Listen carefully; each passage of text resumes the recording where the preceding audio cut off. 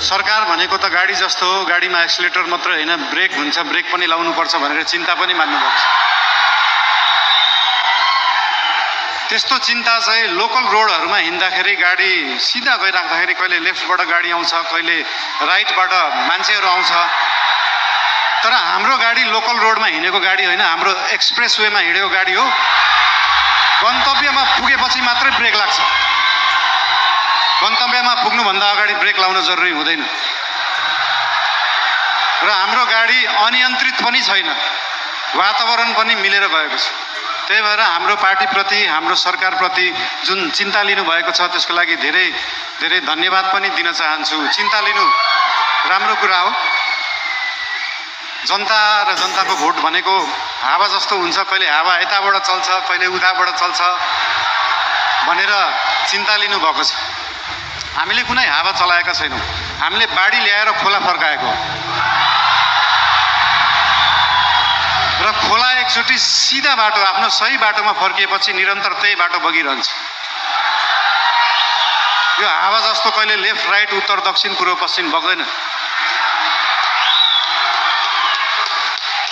त्यही भएर चिन्ता लिनु हुनेहरूलाई धेरै धेरै धन्यवाद दिन चाहन्छु। यस्तै चिन्ता हामीलाई दिइराख्नु होला, हामीलाई मार्गदर्शन दिइराख्नु होला। मेरो एकजना अनन्य मित्र, उहाँ अहिले हुनुहुन्न, उहाँले सधैँ भन्नुहुन्थ्यो मलाई, मैले म्युजिक गर्दाखेरि बालिन स्पटलाइटमा आउन सहज हुन्छ तर त्यो स्पटलाइटलाई मेन्टेन गर्न गाह्रो हुन्छ सधैँ। त्यस्तै चिन्ता आज यहाँ हाम्रा आदरणीय नेतागणले पनि लिनुभएको छ। त्यो स्पटलाइटमा राष्ट्रिय स्वतन्त्र पार्टी आएको छ, द्वितीय आएको छ, यो मेन्टेन गर्न गाह्रो हुन्छ। तर यहाँहरू सबैलाई म के भन्न चाहन्छु भने हामीले स्पटलाइटमा हामीले ल्याएको होइन, जनतालाई ल्याएको हो। र जनता सधैँ स्पटलाइटमा थियो, स्पटलाइटमा छ, स्पटलाइटमै रहन्छ। हामीले दिएको प्रकाश नेतालाई दिएको प्रकाश होइन। हाम्रो सूर्य नेताप्रति मात्रै चम्किँदैन, हाम्रो सूर्यले जनतालाई प्रकाशित गर्छ। त्यही भएर यो जनता सधैँ अगाडि नै रहन्छ।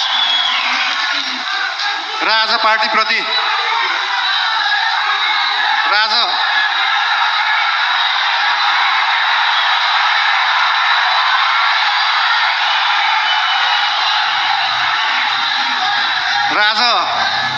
पार्टीको विषयमा विशेष गरी कुरा राख्नुपर्छ भनेरै हाम्रो पार्टीको चिन्तन कस्तो हो, लेफ्ट हो, राइट हो, सेन्टर हो, धेरै चिन्ता लिइराख्नु पर्दैन। हाम्रो पार्टी